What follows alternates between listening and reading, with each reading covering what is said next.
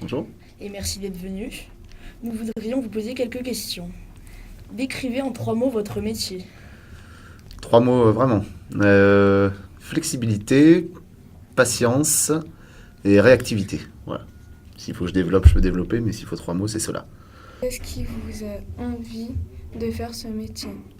En fait, j'avais des parents qui étaient un peu dans ce métier, qui faisaient du théâtre, etc. Donc j'ai baigné depuis tout petit là-dedans. Et à force de... J'ai été bénévole sur le festival Parole et Musique, etc. Et à force de traîner dans les coulisses pour faire de la technique, aller coller des affiches un peu à droite à gauche, j'ai pris goût à tout ça. Pas forcément au côté on voit des artistes, c'est fabuleux, etc. Mais plutôt au travail qui demandait beaucoup de rigueur et puis à la fois aussi beaucoup d'humains. C'est-à-dire que voilà, on rencontre des gens, voilà, c'est pas l'usine, mais en même temps ça demande beaucoup de rigueur, donc j'ai été vachement séduit par ce côté-là. Voilà. Mais j'ai eu la chance de traîner là-dedans depuis que je suis tout petit, donc c'est sûrement grâce à ça que j'en suis là maintenant. Oui. Quel artiste aimeriez-vous produire? Alors, on en fait venir beaucoup, donc c'est un peu difficile. Moi, c'est un peu, j'ai 2-3 artistes comme ça que j'aime énormément. Voilà, il y avait Mano Solo qui maintenant n'est plus de ce monde. C'est un peu l'artiste qui m'a donné envie de faire ce métier. Voilà, il y a Alain Souchon. Alain Souchon, parce que c'est quelqu'un que j'aime beaucoup artistiquement et humainement aussi, parce que ça a l'air d'être un très chouette bonhomme. Voilà, et puis des gens comme les Tetraed aussi, que je connais maintenant depuis voilà, presque 18 ans, on va dire. C'est le chanteur qui nous fait l'affiche du festival chaque fois. Et c'est quelqu'un avec qui je suis en contact régulièrement et dont j'admire la façon d'appréhender le métier, toujours se remettre en question, jamais se reposer sur les acquis malgré leurs 30 ans de carrière. Voilà. Quels sont les points forts et les défauts de votre métier? Les points forts, c'est... les qualités en font les défauts en fait. C'est-à-dire que les points forts, c'est vraiment le côté humain. C'est-à-dire qu'on a affaire à des gens comme nous. Il y a un côté où l'affect rentre en ligne de compte. Et c'est ce qui fait aussi les défauts de ce métier. C'est-à-dire on est souvent très déçu par les personnes qu'on a en face de nous. Par les artistes aussi. Alors on passe des super moments avec les artistes, on peut être aussi déçu par eux. Donc c'est vraiment un métier qui est vraiment à part. C'est-à-dire qu'on est dans une échelle économique au même titre que n'importe quel métier. Mais en même temps, il y a le côté humain qui fait que ce métier est fabuleux, mais qui fausse aussi un peu les rapports entre les gens. Avez-vous une anecdote d'un caprice d'artiste? J'en ai plusieurs. Hein. Après, il y a des choses qu'on n'a pas vraiment le droit de dire. Hein. Je vais essayer de faire ça sans citer de nom.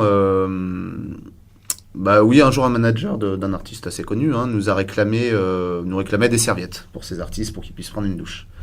Donc, on lui amène des serviettes et il nous dit non, par contre, il en faut 10 bleus, 10 noirs et 10 rouges.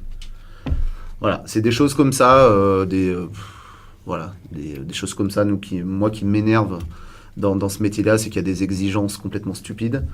Donc ce jour-là, le directeur s'était chargé de répondre à ce monsieur.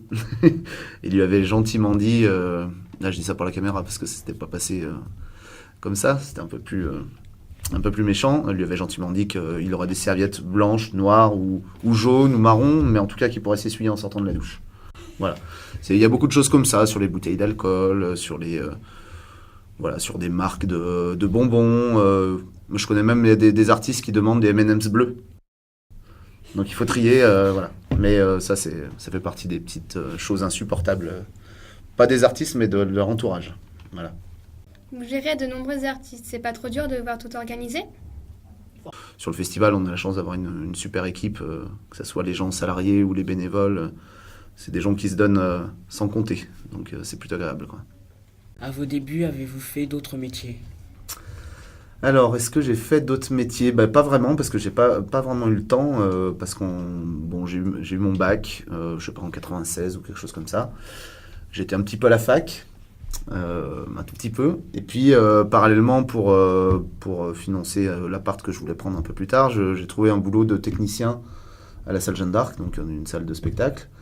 Et puis c'est là que j'ai commencé à prendre le virus du spectacle. Donc après, j'ai arrêté la fac et puis j'ai fait un BTS en alternance pour donc entre la salle de spectacle en question et les cours. Donc j'ai jamais vraiment connu autre chose à part faire les vendanges ou des petits trucs comme ça. Mais voilà, j'ai eu la chance d'être depuis tout jeune dans ce milieu-là. Donc je me suis formé sur le tas, mais j'ai rien pu faire d'autre. Ce qui me posera des soucis peut-être le jour où je voudrais faire autre chose, quoi. Comment faites-vous pour financer le festival? Alors, sur le festival, donc là, par exemple, cette année, on va avoir 700 000 € de budget. Il y a 40% financés par les collectivités publiques.